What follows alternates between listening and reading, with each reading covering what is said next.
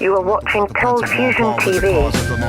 With a little bit of a simple kind of drama, rhyme defying blind eyes open when the rhyme's smoking from the writing. Gentle giant shining armor bomb the track, soft fact that relation, then we put it on wax like that. Welcome to another ColdFusion video. I'm going to start this video off with a quote. Henry Ford once said, "It is well enough that the people of the nation do not understand our banking and monetary system. For if they did, I believe there would be a revolution before tomorrow morning." I quote this because it encapsulates the fact that the contents of this video may be unsettling compared to the videos that I normally make. I still feel compelled to make this video because I've been exploring the financial world for the last 4 years and it's definitely given me a more complete view of the world. I want to share some of what I've come across with you guys. I'm also going to do a video about cryptocurrencies like Bitcoin in the future, and to understand why Bitcoin and other cryptocurrencies may continue to rise, it's critical that you understand the contents of this video. I hope that you find this topic interesting and that it inspires you to do your own research afterwards. Now, with that said, let's begin.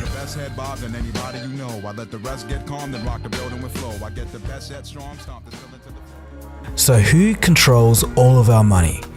It's a simple question. We all know that you and I don't control it. Our employees don't control it.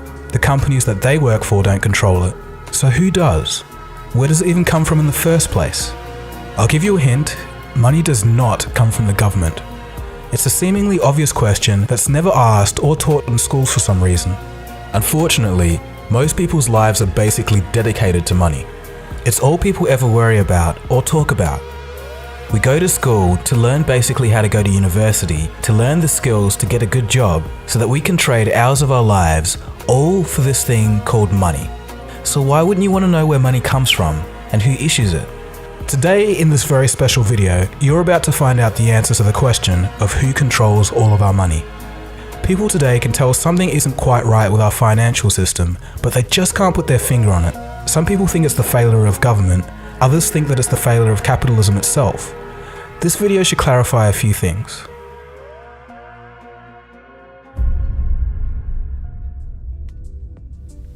The year is 1694. And England had just suffered through 50 years of war.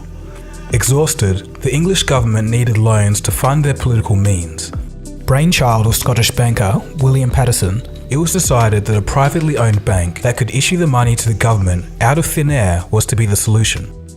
This was the very first modern central banking system in the world.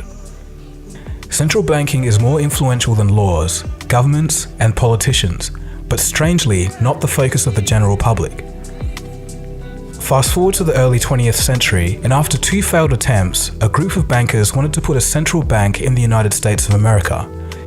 It was December of 1910, and Senator Nelson Aldrich boarded a private train car in New York with 6 others.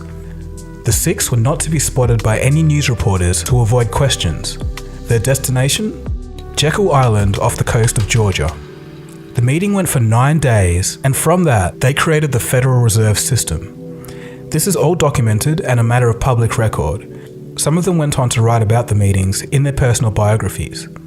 Here's a quote from Frank Vanderlip, president of the National City Bank of New York, February 9th, 1935, in the Saturday Evening Post. "I was as secretive, indeed as furtive as any conspirator. Discovery, we knew, simply must not happen, or else all our time and effort would be wasted. If it were to be exposed that our particular group had got together and written a banking bill, that bill would have no chance whatever of passage by Congress." The 6 men that Nelson Aldrich brought together included the head of banks, branches of government such as the Treasury, and some of the richest people on earth at the time. To give you an idea of how rich they were, in 1910, these 6 men represented a quarter of the world's worth. The bankers told the American public that the purpose of the system was to stabilize the economy and to stop the grip of the Wall Street banks over America. The problem was, the guys that wrote the bill were the very same people they said they'd stop. If they succeeded, it will give a small group of men the ability to create money from nothing and loan it to the American government with interest. So why was it done in secret? Because the American people didn't want a central bank. Back then, unlike today, people knew what central banks were and understood them very well. Everywhere a central bank went, there'll be wealth inequality, wild swings between economic booms and busts, and after each bust, those at the top of society mysteriously came out richer while everyone else got poorer. Europe was the running example of this at the time. The Federal Reserve was originally drafted as the Aldrich Bill, but when it came into Congress, they recognized Senator Aldrich's name and smelt a rat. The bankers needed better cover. They decided to send 2 millionaire friends to carry the bill to quell the suspicions of Congress and renamed it the Federal Reserve Act. Next, in a textbook lesson of deceit, the bankers set out to fool the American people through disinformation. In the newspapers of the day, the bankers screamed and protested against the new Federal Reserve Bill. It would ruin the banks, they exclaimed. The average person read the protesting articles of the bankers and thought to themselves, if the bankers hate it, it must be good. And then they ended up unknowingly supporting a Trojan horse. The bankers also fooled Congress by putting clauses in the bill that limited their power only to remove them once the bill was passed. A double head fake of the public and Congress was all it took. The bill was passed on December 23, 1913, while most of Congress was out on holiday. And with that, a small group had complete monopoly over the issuing and creation of American money.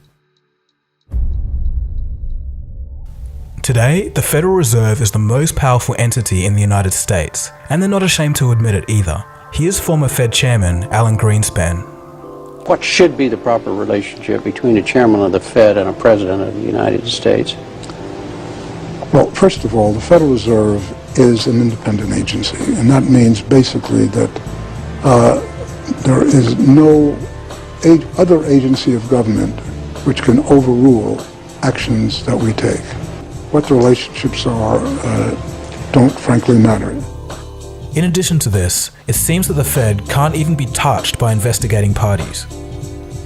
So I'm asking you if your agency has, in fact, according to Bloomberg, extended $9 trillion in credit, which, by the way, works out to $30,000 for every single man, woman, and child in this country.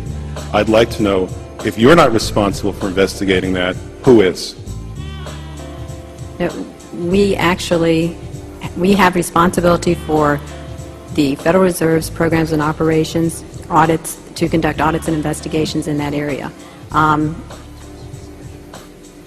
In terms of who's responsible for investigating, would you mind repeating the question one more time? Mr. Chairman, my time is up, but I have to tell you honestly, I am shocked to find out that nobody at the Federal Reserve, including the Inspector General, is keeping track of this. So what does all of this have to do with me, you might be asking? I don't even live in the US. Well, 2 reasons. Number 1, the central banking model from the Bank of England and the United States has now been put in all countries, and even consolidated power in parts of Europe as the European Central Bank, or ECB. This unites separate countries under one economic policy. The only places in the world that don't have central banks are North Korea, Iran, and Cuba. In 2000, this list suspiciously included Afghanistan, Iraq, and Libya. And number 2, since the end of World War II, the US dollar has been the reserve currency of the world. This means that all central banks hold US dollars in their reserves. In other words, all other currencies are backed by the US dollar. This directly links your country to the Federal Reserve's monetary policy in America. More on this later. When the post-World War II monetary system, called the Bretton Woods system, was created, all US dollars were backed by and exchangeable for gold. A byproduct of this was that currencies used to be very stable in relation to each other. Before that, all the countries, the exchange rates were fixed, and year after year you could predict what prices were going to be. You could start a business elsewhere, know if you could calculate profits. Business was much easier before floating exchange rates. Unfortunately, in 1971, due to a falling US dollar, international capital flows into gold, and the funding of the Vietnam War, President Nixon took the US dollar off the gold standard. I have directed Secretary Connally to suspend temporarily the convertibility of the dollar into gold or other reserve assets. Now the dollar was floating and backed by nothing, and has been ever since. Okay, so let's think a little. If the US dollar is backed by nothing, but the world's reserves are backed by the US dollar, intrinsically, since 1971, doesn't this mean that all currencies are now backed by nothing tangible, only trust in the American government? Well, this is correct. Money backed by nothing is known as fiat currency. Fiat in Latin means let it be done. In other words, the government says it is money, so it is.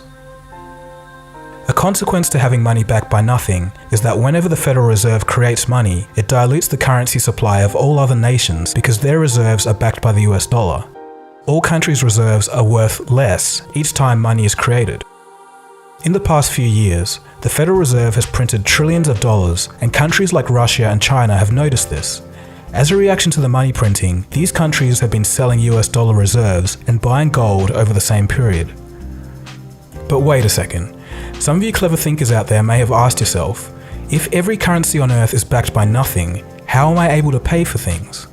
Well, as it turns out, the whole economic system today is running because it's backed by faith.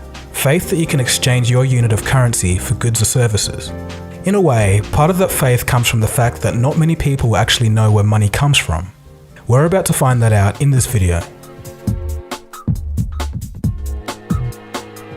A central bank is essentially the entity that manages a nation's money supply, and it can loan money to the government with interest. In the United States and most other countries, it works like this. When the government needs more money than they receive from taxes, they ask the Treasury Department for money. The Treasury then receives an IOU or bond from the government. The Treasury, through the banks, gives this IOU to the Federal Reserve. The Fed then writes a check for this IOU and hands it to the banks. At this exchange at the banks, money is created and it can be used to pay government bills. So hang on, where does the Fed get the money to be able to write this check? They get this money from nowhere. They literally just invent it. Here's a quote from the Boston Federal Reserve. Quote, "When you or I write a check, there must be sufficient funds in our account to cover the check. But when the Federal Reserve writes a check, there is no bank deposit on which that check is drawn. When the Federal Reserve writes a check, it is creating money." End quote. So in essence, they're writing a check and creating money from an account that has no money in it. The money the Federal Reserve creates can be used as legal tender to buy things and eventually makes its way into the real economy. If you and I did that, we'd go to jail for fraud, but they can do it because they invented the system. This is the same system used throughout the world today. Another part of this money creation happens at the commercial bank side. Every time you take out a loan to buy a house, car or TV, banks create money out of nowhere to give you this loan and you still have to pay interest on it. And don't just believe me when I say that. Hear it for yourself from the horse's mouth, the people running the system.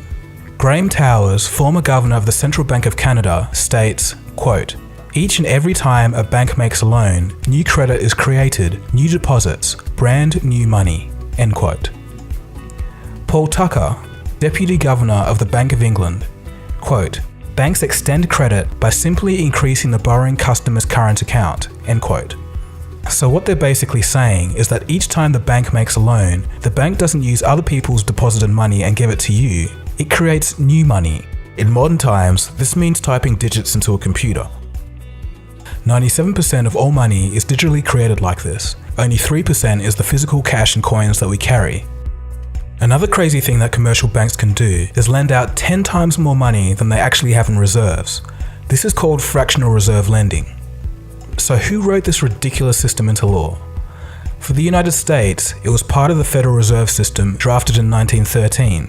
And again, this is the same system used throughout the world. So what's the issue? Why should I even care? Well, there's consequences.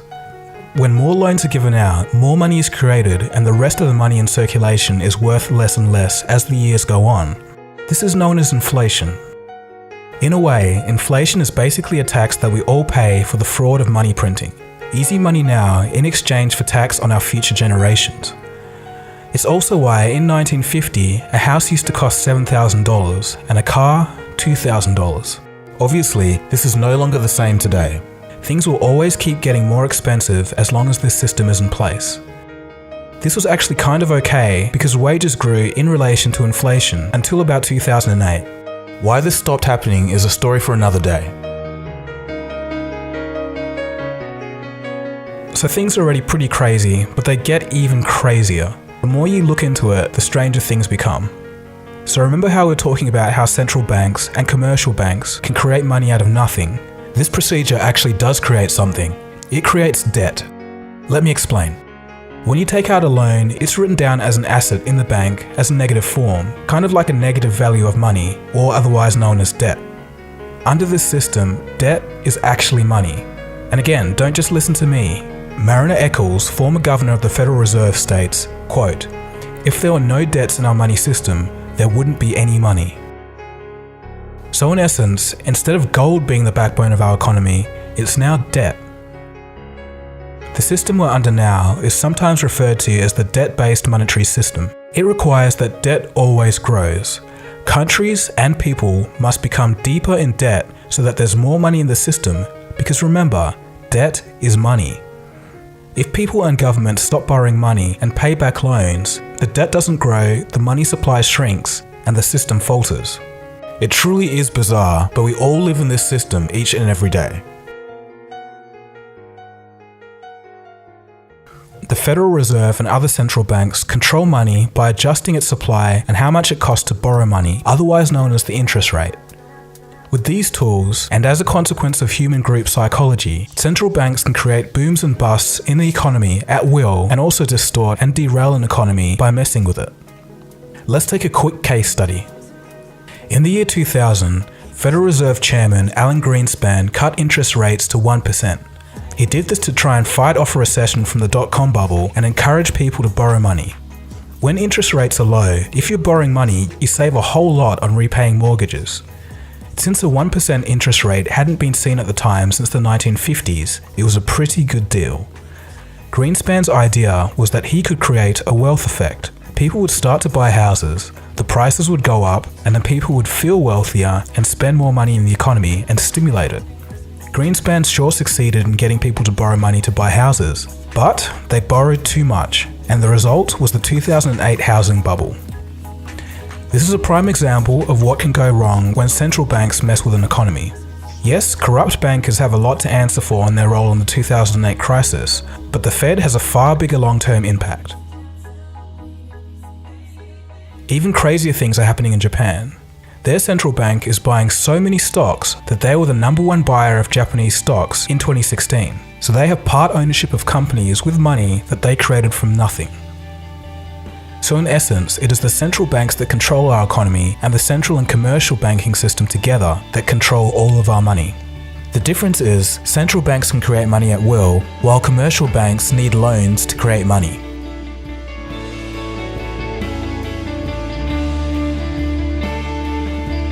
To give you an idea of people's views of central banking when people actually knew what central banks were, here's a couple of examples.